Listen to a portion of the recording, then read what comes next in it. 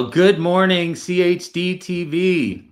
Welcome. It is Friday, August 29th, 7 o'clock in the morning for me, 10 o'clock in the morning on Eastern time. Welcome to Doctors and Scientists.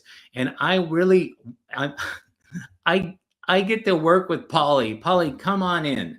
I am so excited. There's so much going on in the news today, and Polly is going to take over as host or hostess or stewardess. I get so confused. You don't call flight attendant stewardess anymore, do you? No, I don't know what you call anybody anymore. I don't know. I'm sure that I mess it up just on a regular basis, and they look at me like, "Oh, you're old." Whatever. Yeah. Okay.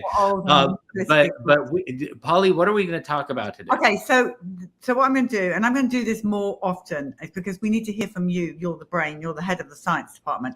So first up, we're going to talk about this statement that came out of the news. Breaking: HHS to announce certain interventions behind rising autism rates. RFK Jr. tells Trump cabinet. We did play the clip on the Wednesday show, so people have seen that, and I'm sure you have too as well, of Bobby basically. And also, I was actually more surprised, and we know what Bobby thinks, but I was more surprised by Trump saying this is a massive problem, basically, and I'm looking forward to getting to the end of it.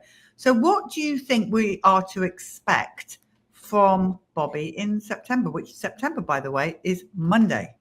September is Monday. And so what I believe is that there are multiple culprits in the autism epidemic.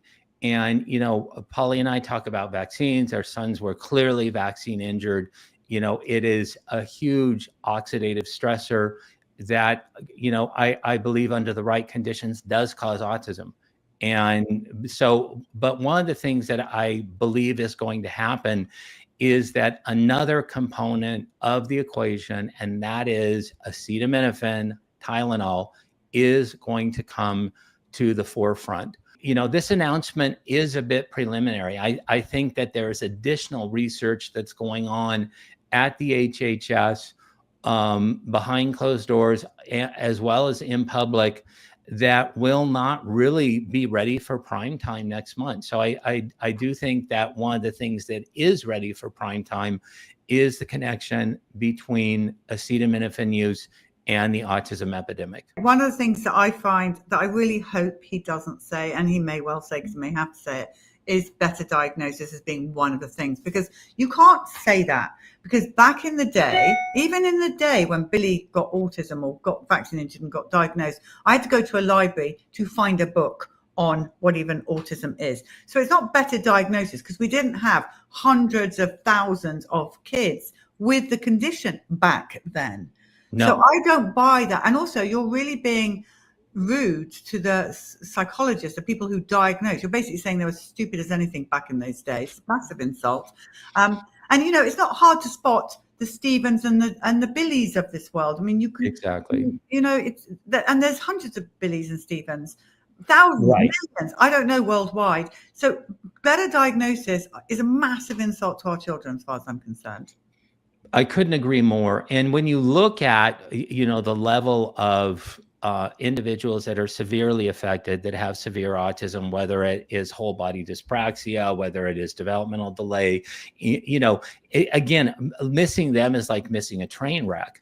But I've heard it said, oh, well, they're better at diagnosing those that have mild autism. Well, the epidemic of those children and adults that have severe autism has remained steady. It's usually 40% of the entire diagnostic pool. So it's not like, oh, we're diagnosing people that are quirky or nerds or weird or whatever. No, everything that is being diagnosed, that is being monitored by the CDC themselves, show that lower functioning portion of autism has increased right along very, very steadily with high functioning autism. And so again, it makes absolutely no sense to say that we're better at diagnosing autism. It's a massive insult to those individuals that were working in the autism world in the 1980s and the 1990s. They didn't miss it. There's just more of it. Right. That's exactly right. So let's go back to talking about the Calpol. And the Calpol's the British version of Tylenol, by the way, everyone. Right. And so I just want to remind everybody about a few things that happened when we were doing the interviews. Number one, bar very few, everybody said their child had massive ear infections from the baby vaccines. And so they'd start perfectly fine, the children, born fine, have vaccines, then the ear infections are high-pitched screams, fevers, Tylenol, tons and tons of Tylenol, more vaccines, Tylenol. And we were told in England, don't know if it was the same out here, that when your child is about to go for vaccine, you give it a spoon of Tylenol, and then you take it for his vaccines and you bring him or her back and you give another spoon. I remember sitting Bella down and thinking, it feels wrong. She's not sick and I'm giving her this stuff. But oh well, never mind. Doctor says it's best. So I do think Tylenol, Calpol, whatever you want to call it, plays a massive part in this. Absolutely. And, there are so many different lines of evidence. I've been working directly with Dr. William Parker from the University of North Carolina, who's published on this really since 2013. And there was a sort of breakthrough study that was even earlier in 2008 regarding acetaminophen use in children. And it shows, not only that Tylenol use increased as well as the vaccine schedule in the United States in the 1980s and the 1990s, really eclipsing in the 2000s. And that in addition to that, that Tylenol use was associated with the increase of autism, even when you looked at level loading or completely controlling for vaccination status. And so I think we're really on to something. In the United States, we had the same thing. I've heard other parents say, yeah, the pediatrician or practitioner said, front load with Tylenol before they even come in for vaccination. That wasn't our experience with my son, but he had massive ear infections. I believe that sickness, that illness was brought on by so many different vaccines that he was getting even back in 1998 and 1999. You treat with Tylenol, then you vaccinate on top of it. Vaccines create a huge level of oxidative stress, and oxidative stress plus Tylenol use does lead to autism. If you can see the graphic that basically shows sort of the connection between acetaminophen, here we call it paracetamol, which is how you say acetaminophen in British. Oxidative stress factors, then oxidative stress. I got this slide directly from Dr. William Parker. He did not include vaccines, but when you look at this, other inflammatory inducing factors, what initiates inflammation? That is vaccines. Environmental toxins, aluminum and mercury and formaldehyde from vaccines. So we're not saying that vaccines don't cause autism, but I think that, when you look at paracetamol or acetaminophen use in combination with this huge oxidative stress factor, then that's when you get ADHD, autism, hyperactivity, and that's what we're seeing from the data. This is a really good paper to check out by William Parker's laboratory. It shows 30 different lines of evidence for acetaminophen use being necessary. It's needed, but it's not sufficient for the autism diagnosis. So, again, I think vaccines really come into play here with the use of Tylenol. This is preliminary data. I don't know if you can take that out, but we see that when we use fever in our own database, this is from the Florida Medicaid database, and this is Children's Health Defense data, that if we look at fever events before 24 months of age, those children that had fever is a surrogate right now for Tylenol use. We're assuming that Tylenol was given to treat fever. Children that had fever were 70% more likely to get an autism diagnosis than those individuals that were not diagnosed with fever. It's really difficult to do controlled epidemiological studies because nobody writes down the fact, when parents use Tylenol, when they don't use Tylenol in the medical records. So we use fever as a surrogate there, and we're seeing huge increases with children that had more fevers in childhood between 0 and 2 months or 2 years of age. Now, Brian, what do you think about, I know a lot of pregnant mothers that it took a lot of Tylenol, had migraines or bad migraines when they're pregnant, stuff like that. And I will say in some of them, their children are not vaccinated, but something's not quite right. Do you think that could have been the Tylenol during pregnancy? I do believe that Tylenol in pregnancy is a huge issue. The thing that happens, I actually, believe that postnatally and perinatally, during labor and delivery, during, early childhood, early infanthood, that Tylenol is worse because the mom itself, in that developing unborn child, the mom has intact ways to detoxify Tylenol. So the dose that you're looking at during pregnancy that the unborn child is actually sustaining and having to detox is much less than the dose that the newborn is sustaining because the mom is not there to detox Tylenol. Is it a problem during pregnancy? Absolutely. There was just a research study that came out of Harvard University that showed that the rate of autism and neurodevelopmental disorders was at least 80% higher in Tylenol use during pregnancy versus those moms that did not use Tylenol during pregnancy. Is it a factor? Yes. Is it worse after the baby's born? Absolutely.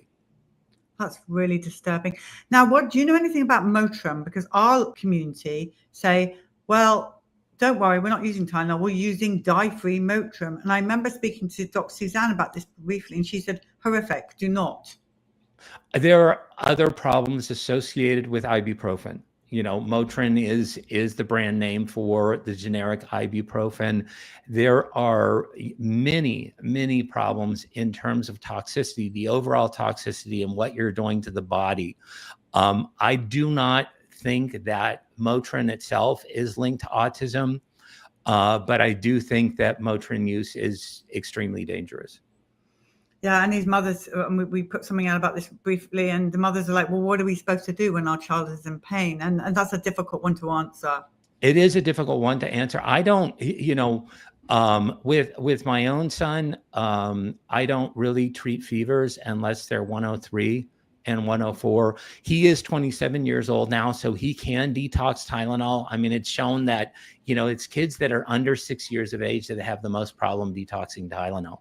So, but, unless a fever is upwards to 102, 103, 104, then, I think that you keep your child comfortable, you keep them cool. I mean, if it means cool baths, I've heard another practitioner, and I'm passing this along as a parent, not as a medical professional, that you take a little bit of calcium tablet and you crush it up, and you put it on the tongue of the infant. That is a fever reducer, just calcium directly. If a fever spikes at 103 or 104, you've got to treat it. So you don't have really a choice at that point to treat it.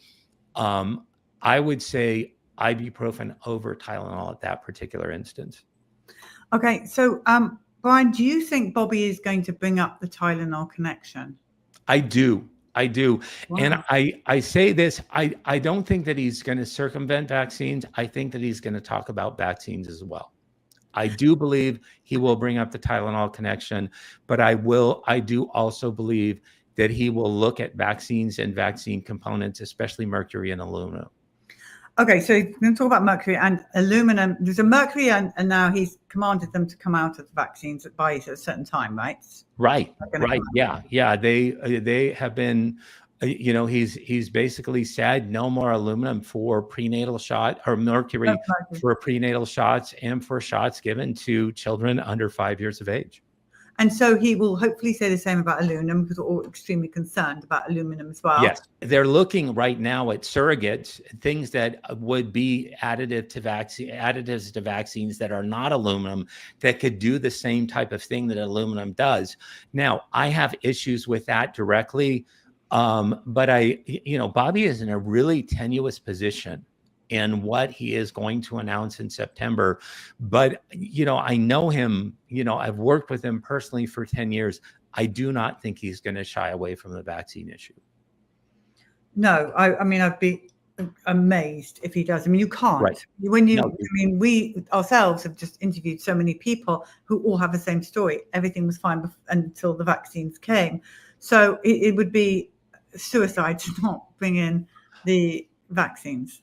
Exactly. Can I show a few slides? Please. Senator Cassidy, during the Health, Education, Labor, and Pensions confirmation hearing with Secretary Kennedy, basically said, I would have a lot more, I will have a lot of respect for you, and many medical practitioners will have a lot of respect for you if you say that vaccines don't cause autism.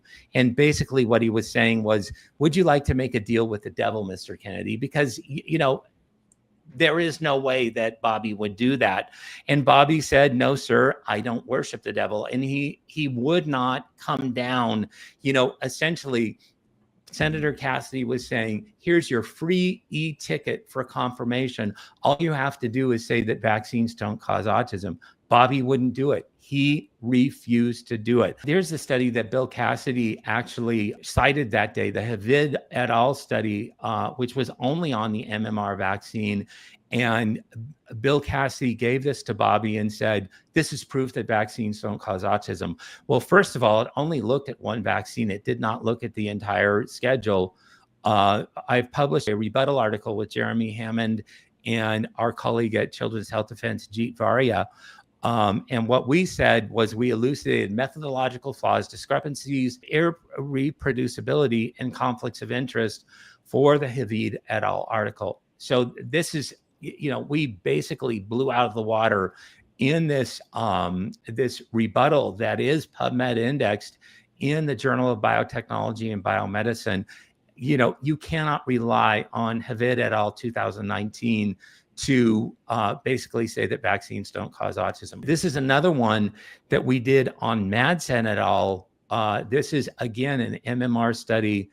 And what Karl Jablinowski primarily showed here in this paper that just came out in Integrative Medicine, a clinician's journal, is that Madsen's unadjusted results cannot support rejecting a causal link between the MMR vaccine and autism. What we found was quite the opposite, is that and when you look at the unadjusted results, it shows at least a mild statistically significant relationship with more autism in those kids that got the MMR versus those kids that didn't get the MMR. Here's another paper to check out, Neuroimmunology of Autism, Jeet Varia and our distinguished colleague from Harvard University, Martha Herbert, and I wrote a review article, and it said that autism is not a fixed state of being, but rather the consequences of environmental insult and complex physiological and psychological processes, along with a neuroimmune microbiota axis. So when you look at these environmental insults, that includes vaccines. I really do not see Secretary Kennedy sidestepping the vaccine issue in the September announcement. Now, what about, because none of us, not one of us, has ever said vaccines are the only cause of autism. So let's get that absolutely clear for all those reporters like our mate Brandy out there who could potentially be listening. We've never said ever that vaccines are the only cause of autism. Vaccines cause vaccine injury, which is what Stephen, Brian's son, and my Billy has, and you guys call it autism, fine. But what other things do you think that Bobby might pull in on things that could potentially cause autism outside of Tylenol, outside of vaccines? I do believe that the contribution of heavy metals in the environment is a huge problem. When my son was first diagnosed with autism, we looked at all of the toxic metals that he was accumulating in his body. And it wasn't just mercury from vaccines. It wasn't just aluminum from vaccines. It also included arsenic, which was in our water supply. It also included lead and antimony. Antimony is in fire retardant pajamas. So I think that all of these heavy metals are toxic stressors. And in addition to that, our astute colleague, Stephanie Seneff, who's recently retired from MIT, she is the world's expert on the connection between glyphosate or Roundup and autism. And so I think that pesticide residues, all of these factors come into play because they create an oxidative stress environment that sets up the perfect storm for autism to be created. Yeah, I think you're absolutely right. That's really valuable insight to what potentially Bobby could be announcing in September. And you know the man. I mean, we worked with him. We've so worked we with him, know that he absolutely. knows the truth. Exactly. Now, he may be in a tough position on what he can implicate specifically. Number one, because there's more research that needs to be done, specifically in HHS scientists, the same scientists that have been denying a link between autism and vaccines, for as long as Polly and I have been around. So it's going to take, he's steering a large cruise ship, and he's only one person.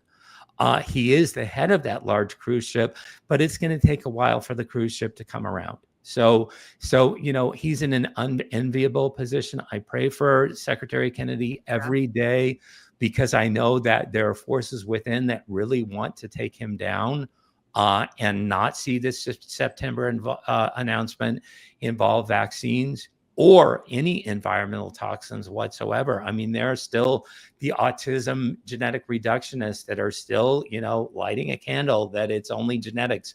It isn't. FDA ends broad COVID vaccine authorization as RFK Jr. limits access to immunizations, is the CNBC headline. Then let's bring up Bobby's tweet. So he put out on Secretary Kennedy, I promised 4 things: to end COVID vaccine mandates, to keep vaccines available to people who want them, especially the vulnerable, which, okay, no, to demand placebo-controlled trials from companies, and to end the emergency. It then goes on saying, a series of FDA actions today, we accomplished all 4 goals. The emergency use authorizations for COVID vaccines, once used to justify broad mandates on the general public during the Biden administration, are now rescinded. FDA are now issuing marketing authorization for those at higher risk. Moderna, 6 months plus. God knows what they're thinking with that. Pfizer, 5 years. Novavax, 12 plus. These vaccines are available for all patients who choose them after consulting with their doctors. Please don't consult with your doctors. The American people demanded science, safety, and common sense. The framework delivers all 3. So there's some good in that and some not good. But I think with the not good, you're right. Bobby's tied about what he can and can't say. His hands are tied. I mean, obviously the COVID vaccine, shot, I don't want to call it a vaccine. The COVID shot has caused so much destruction in our society over and over and over again. I would estimate at least 1 million deaths just in the United States alone due to the COVID shot. And you hear more and more of these sudden deaths of individuals who, shouldn't be dying suddenly in their 40s, in their 30s, in their teens. The epidemic of myocarditis and pericarditis. So it does need to be gone, but lifting this emergency use authorization for these products that have never been appropriately tested really does end, the possibility that this product could be mandated by an employer. This product could be mandated in, for attendance in, any type of activity, school, summer camp, whatever. And it ends the preposterousness of these Pfizer clinical trials that never really looked at infants and children under the age of 5. I'm still concerned about the Moderna. I think that it's preposterous to vaccinate a child down to 6 months of age. But this is a huge, huge step in the right direction. And I think you're absolutely right, Polly. This is probably as much as Secretary Kennedy can do at this point in time. If you think he stopped, think again. There will be more to come. But what does it actually mean, this whole thing? So he's basically not recommending them. Is that what he's saying? And if you want one, go and talk to your health provider, which please don't, because they're being paid to give you shots. Also, when they say for the most vulnerable, if you take your child in with a snivelly nose, that doctor's going to tell you your child is vulnerable to getting COVID. So I cannot tell you enough Polly Tommey, not Children's Health Defence. Do not listen to your doctor. Please go and speak to other families. Listen to CHDTV. Read The Defender. Listen to our science department. Work it out yourself. These vaccines are genetic nonsense. They're not safe. Right. Well, and read the science. You know, the individuals that are getting more and more COVID boosters are actually getting sicker and more susceptible to COVID-19. You know, what happens when you get these shots over and over and over again, and really even from the initial get-go with the mRNA technology, you start to suppress the innate immune system. The 90 to 95% of what immunology is in your body is what's called the innate immune system. And so the more that you get that, shot with these COVID, mRNA technologies, the more that you are susceptible to additional infections, the more that you are limiting the amount of surveillance. The innate immune system is really primary for cancer surveillance. So the more that you're hampering your cancer early detection system, that is going to take away potentially cancerous cells. So you're setting yourself up for more possibility of cancers coming through, more turbo cancers, and the less likely that you need to look at what the risk is of getting COVID. And the risk of getting COVID is, or dying from COVID is so minuscule now, especially among younger children, among infants, among children under 18 years of age. You're really risking so much by getting a COVID shot, and you're benefiting very, very little in preventing a very minor COVID-19 infection. Well, I want you to take a look at this clip. The other side are literally losing their minds. They are freaking out. Take a look at this.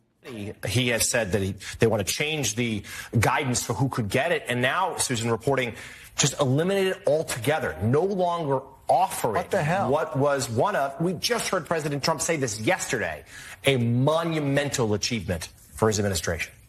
John, I remember when I got my first COVID vaccine, like it was the day I got married. I remember standing in a long line in the cold, and I got this vaccine, and I felt like crying. I was so grateful for having it, because you remember there were so many Americans and people around the world dying from COVID, and then suddenly we had this vaccine available.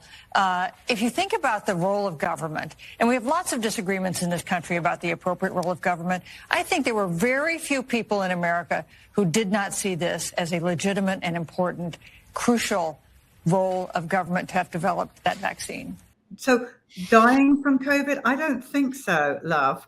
They weren't dying. They were being killed in hospitals. Does anybody out there know anyone that died of COVID at home? I've been asking this since the beginning. Nobody knows anybody, because they were killed in the hospitals. These were hospital protocols. And when you look at the rate of death of individuals from COVID that were, given remdesivir, then they were put in ICU because their lungs were filling up with fluid, because their kidneys and their renal system was failing. That's why their lungs were filling up with fluid, or because of a secondary bacterial pneumonia that was improperly diagnosed.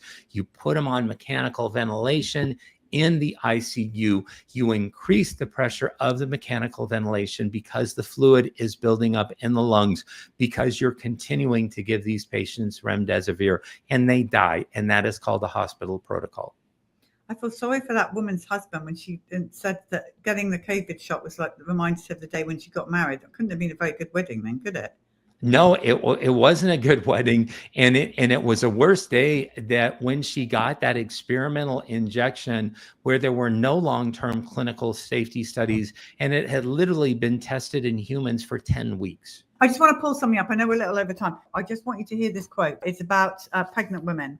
American College of Obstetricians and Gynecologists took a different stance, advising women to get the COVID vaccine to protect themselves and their infants, who cannot be immunized until they're 6 months old. Large studies have found that vaccination reduces the risk of maternal death or stillbirth during COVID. Remember, we're talking about the COVID shot. Right. It's really heartbreaking to see a person who is pregnant on a ventilator, said Dr. Brenner Hughes.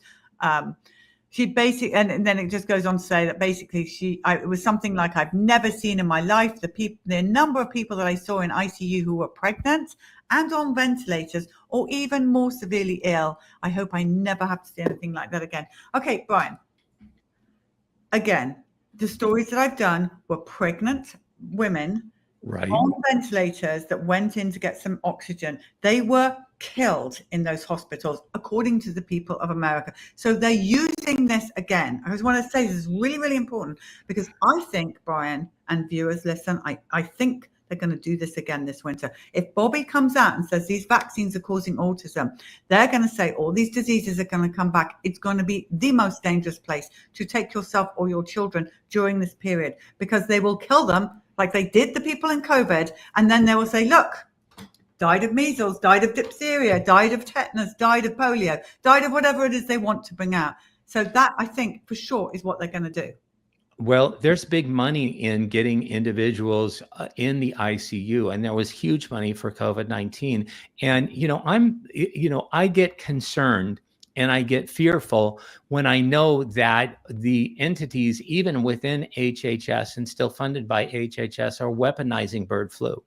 And have exhumed the virus, the Spanish flu virus from the 1918 pandemic, and are looking at weaponizing, aerosolizing that. Same thing with monkeypox. And you better believe they're still monkeying around with SARS-CoV-2 and SARS-CoV-1. And so, yes, will something be trotted out?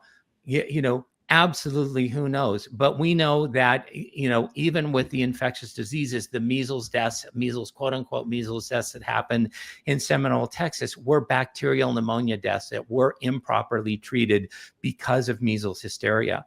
And so will they trot it out again? Yeah, it's just a matter of time. Okay, and we just have one breaking news thing coming up. Apparently the CDC director is being ousted weeks into her job. This is Susan Monterey, who, correct me if I'm wrong, is not particularly good. It's a good news, that actually. Goodbye. See you. Don't shut the door on your way out, whatever they say. Shut the door on your way out. Right. Bye. Right. She suppressed so much information that was involved with the measles outbreak in Seminole, Texas.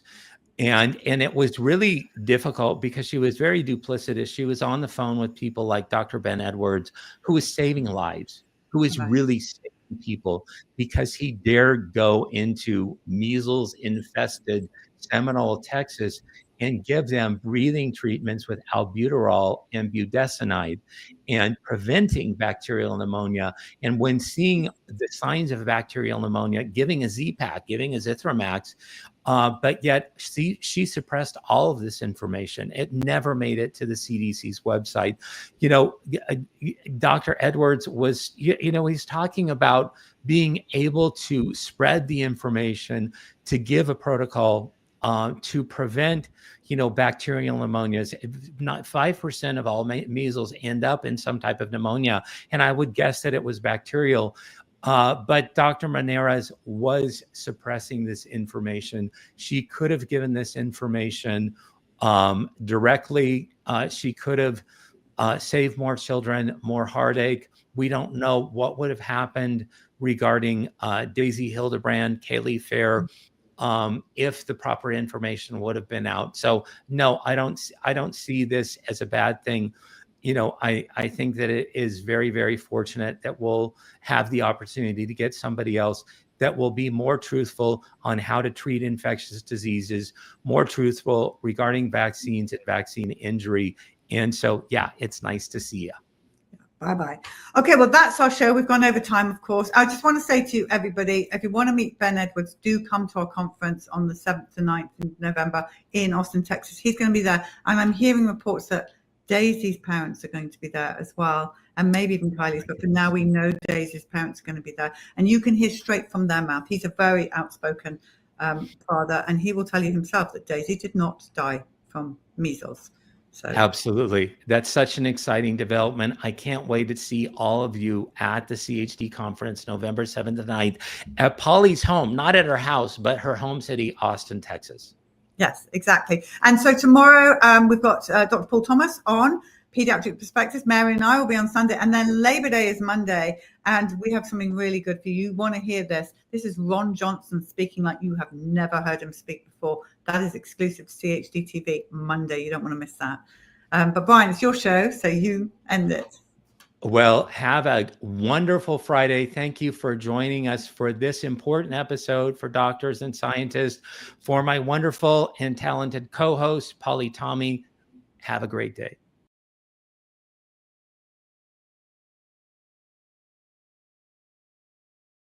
You worked in the COVID ICU? So I was working in the surgery centers and when in a hospital. And when the Delta surge came through in August of 2021, they stopped non-emergent surgeries, elective surgeries. And so they had to redeploy the staff. They asked people where they wanted to go, and considering I had experience in the ICU, I said, I'll go work in the ICU. So I went to work in a 12-bed ICU. And you did not take the shot? I did not. At that point, some people were taking the shot, but I hadn't taken the shot, and I had no intention of taking the shot. Interesting. And so we've had so many stories, as I was telling you, and they're horrific. Yeah. I mean, horrific. Yeah, Can you tell us what you saw when you were in there? What I saw was everyone in the intensive care unit was, most everyone in the intensive care unit was on the ventilator. There was a series of events that would happen that would put people on the ventilator. It was, they would get sick, they'd come into the emergency room, they'd be sent home without treatment. They would come back into the emergency room more sick. They would be admitted, be given remdesivir or other protocol meds, but mostly the CDC and the NIH protocols was remdesivir. And then they would deteriorate, they would need high flow oxygen. Then the high flow oxygen would be a mask. Then they would get a medication called Precedex. And Precedex decreases agitation and doesn't decrease respiratory rate as much as other meds, but it is sedating. So then they would become agitated and they would get what the nurses called COVID delirium.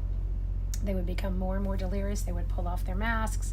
And in that period of time, they wouldn't be getting water, they wouldn't be getting food. Even if you wanted to give them food or water, it was very difficult, because if you tried to get the mask off to give them food or water, they would dump their oxygen saturations. It was very, very scary. And so there's a reason that people didn't feel comfortable giving food or water, because it was scary. And then if they had IVs, they might pull them out. So they would become very delirious. And then eventually they would end up intubated. Be intubated on the ventilator, sometimes on 100% oxygen.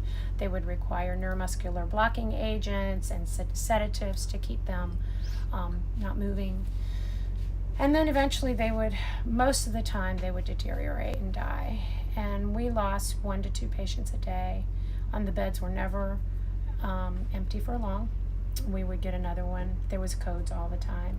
People were coming in and coding and ended up in the unit, and then they wouldn't live for a couple, 3-4 days, and then they die. And we had a dialysis machine running all the time in the ICU because of the renal failure. People would come in with normal kidneys and then end up in renal failure. That could have been remdesivir, it could have been, acute renal injury from dehydration and lots of things, but protocols. It looked like protocols because it was so consistent. It was consistently happening. Did you, as medical professionals, ever talk about the fact that these people have been on remdesivir? We know remdesivir shuts the kidneys down, and you're having dialysis machines. There wasn't any discussion about remdesivir at that time because nobody was talking about it yet. I knew that remdesivir was a bad drug because I was kind of on the. I had been suspicious of the entire operation from the beginning, from March 2020. I knew something wasn't right, and so I had been kind of on alternative media, and then I had seen Dr. Artis talk about remdesivir early on when he talked about remdesivir and the failed studies with Ebola. So I knew about remdesivir, but people weren't talking about it. Nobody was talking. That was one of the things that was so weird to me. After working in an ICU for so long, I was really surprised at how little clinical conversation was happening. People weren't talking to each other. They were just doing what was told. As a matter of fact, the thing I thought was really interesting as to the way that people were interacting, one of our main doctors had a baby in the middle of all this, and the nurses didn't even know that he and his wife were pregnant. And that, in that situation where people are so together and under such strain and stress, is just so odd for people to have not been closer. People were not talking. There just was no conversations. And for the first time in my career, I saw doctors being so emotional, and I'd never seen that before. They would shout and lament about the unvaccinated and how if people just got vaccinated, this wouldn't be happening. And they were awful. I've never seen doctors behave that way before. They would show videos of how awful it was and how the unvaccinated are the problem. And I'd never seen anything. They were hysterical. They were really hysterical. Let's talk for a second about this whole unvaccinated, because we've only been on the road 3 months, of which it's only 2 months of every month that we are actually on the road. So not very long. Right. And all of the stories so far have been people who did not take the COVID shot, that went in for whatever reason and got given a cocktail of things. It was report to their loved ones they're starving and no one's around. We had a lot of that. No one's around. They did not want to be on a vent, did not want remdesivir, but they were, and the medical records they get afterwards showed that they were, hysterical, so they were drugged and whatever, and then obviously, the rest died. Why are we not seeing anyone who had 2 Pfizers? So maybe it's because we are who we are and they don't come to us. Did you see anyone that was fully vaccinated that was treated the same way as the unvaccinated? Well, I wouldn't have known that because there was nothing in the medical record so when I would look in a history and physical and H&P, when I would look in there, I would see COVID pneumonia in an unvaccinated host as the assessment, right, the diagnosis, and COVID pneumonia. I would never see COVID pneumonia in a vaccinated host. I never saw it once. And I did not work in Epic, so this is hearsay, but there are nurses that worked inside Epic, which is an electronic medical record, that said in the drop down where you would choose COVID pneumonia, there was no drop down for vaccinated to be chosen as to go into the medical record, to become part of the medical record. It would be COVID pneumonia, unvaccinated, and the next one down on the drop-down menu was unknown. So everything into the unknown category was categorized as unvaccinated because it wasn't there was no vaccinated. The only time that you could find out whether or not someone was vaccinated is if you asked the family, and the family wasn't there. And also, you have to consider whether or not in those really dire situations, if you did see family, whether or not you were going to ask them that question. Because that's heavy. You just don't walk up to somebody who's losing their family member and say, were they vaccinated? It's just not, it's not appropriate, it's not kind, it's not graceful, it's bad. So sometimes you get an opportunity to ask, but in general, and no one was asking. No one was asking. Now, some of the relatives report that there was a lot of bed sores when they come in at the last moment. That's when they are allowed in. Some people talk of broken bones, and in a really bad way, they haven't been shaved or washed or. What did you see? And also in this weird position where they were on their front. Can you talk a bit about that, if you know anything about that? Yeah, I do. So first off, a lot of what was happening in the intensive care units, I would guess, had a lot to do with manpower. The patients that were on the ventilators were very, very sick, and the nurse-patient ratios were not correct. Nurse-patient ratio should be 2 patients to 1 nurse, and in a lot of places throughout the United States, that was 3 to 1. And these patients are extremely high acuity. They're very difficult to care for, and everybody had this kind of patient. There wasn't and they had to give them all their meds, and we had to gown, glove, and mask, and the rooms were closed, and they had all of these. So the patients were extremely, extremely sick, and you couldn't take care of them because you had you were just swimming to try to keep your head above water all the time. To get them turned appropriately, and to make sure the first day I came there, I had a patient who hadn't had a bowel movement for 6 days. And I went to them and I said, he hasn't had a bowel movement for 6 days. We got to get his bowels moving. He said, give him a suppository. I said, that's not going to do it. We got to get him moving. We got to get him moving. He needs an enema. We need to get this guy moving. He was intubated on the ventilator, unresponsive, blocked, sedated and paralyzed. And he ended up rupturing his bowel going to the operating room because of that. And it's happening around you. You're like, and everybody's in a daze. It was the craziest things. One of the things that we did was we proned patients, and we proning them, is evidence-based practice that when you put somebody on their chest, that you can improve oxygenation and blood flow. It's about the lungs. But I had a patient who was, we all had patients who, this man specifically had just coded, and he came to us, was on lots of different meds, and and his oxygen saturation was okay. It was 93%. It wasn't really, really bad. And so the critical care doctor said, prone him. And I said, well, if we prone him, he's going to arrest. And he said, well, that's protocol. And so we proned him. And he arrested it was within the hour. He coded. So we had to throw him back over onto his back and do CPR. And of course he died, because everybody died. They all died. I mean, there was in the 6 weeks I was there, I think we saved 2 or 3 people. And it was really miraculous, those people that survived it. Because a lot of things happen in their cases, it's God. Because there's a lot of things that happen in their cases that didn't happen in other cases. I mean, they were identical cases, identical age groups, things like that. So for whatever reason, these people lived. I always kind of wonder what happened to them. I mean, it was great to see somebody live, but everybody was very demoralized. It was very sad. Every day, 1 to 2 people. Can you talk a little bit more about the doctors and why, they didn't behave in a way that because the parents, the people that talked to us about their loved ones that died, said they were treated so badly. They couldn't call in. You've already said that you didn't have many staff, so we hear that. But, one family saying, this is what you get when you don't vaccinate. And one boy the other day got a vaccine because he was so scared by what had happened to his dad or whatever. So why did they get into that crazy, abusive doctor talk? The contagion is fear, But you have to also look at what happened. Back in the 1990s, the pharmaceutical companies built a bunch of hospitals and a bunch of medical schools. And what used to be critical thinking and standards of care and making adjustments to protocols based on what's happening and then here and now, those went away. And then it became algorithmic healthcare, algorithmic medical care, where this is happening, you do this is happening, you do this, you just have you do this, and you don't change protocol. And so these people went to medical school learning this. They were young. These were very young doctors. They did what they were told to do. And if they came outside of that, what were they going to do with their $300,000 medical school residency fellowship debt?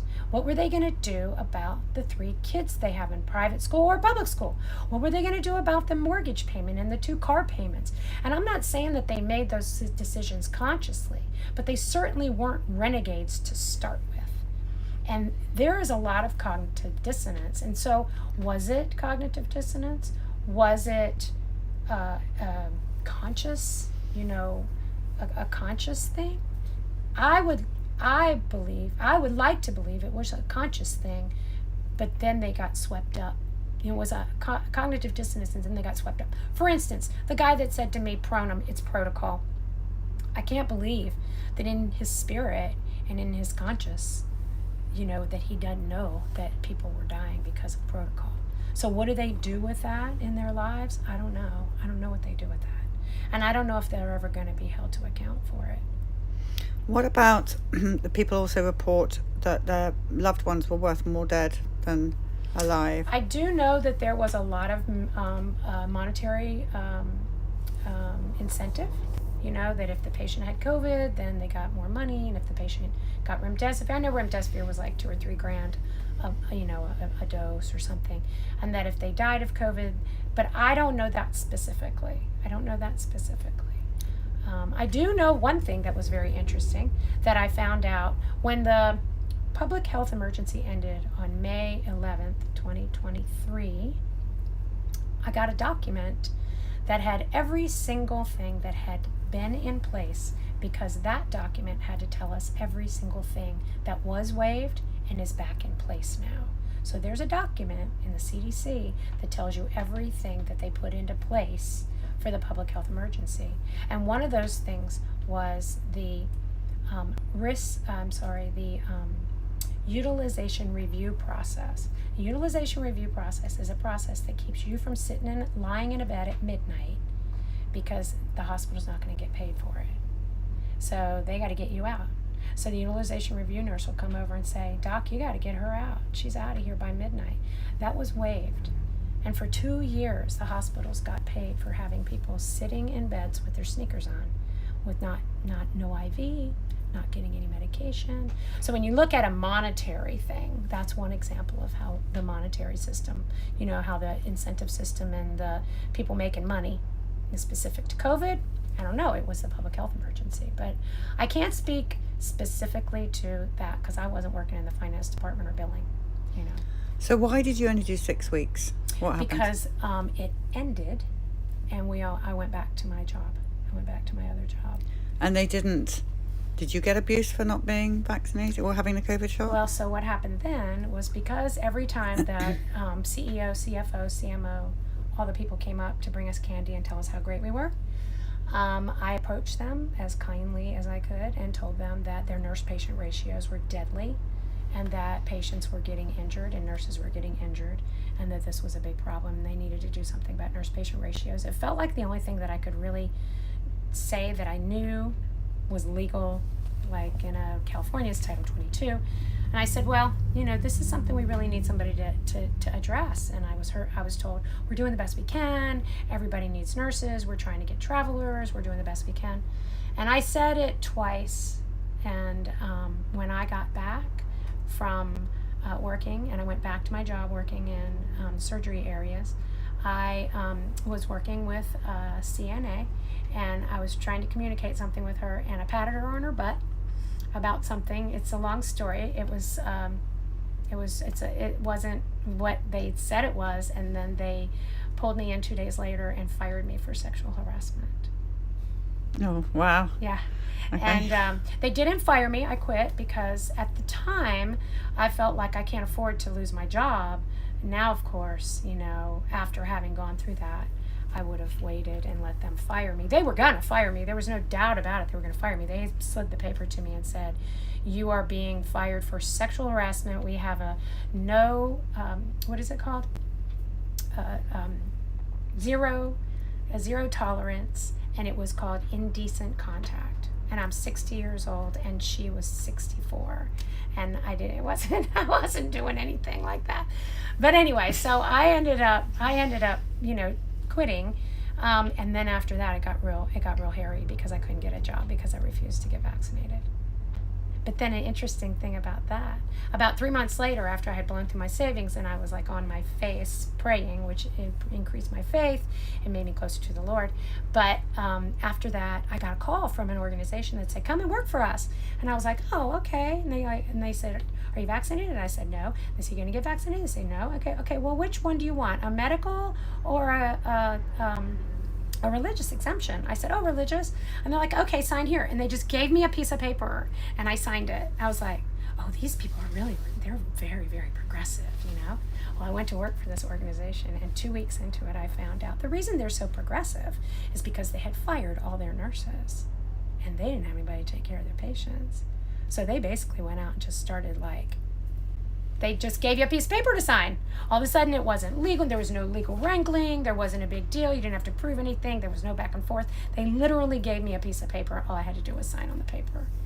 And so that's one little story on the side of the whole vaccine thing. How ridiculous it was and how much it actually meant. It actually meant nothing. It was all power and control and to get paid. Because the CMS was not going to pay the hospitals unless everybody got vaccinated. That was part of the gig. It was about payment.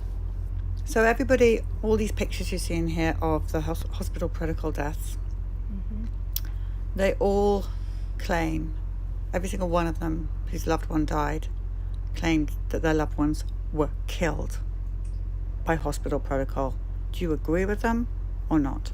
I will say this. When protocols aren't working, you can't call them standards of care because standards of care change.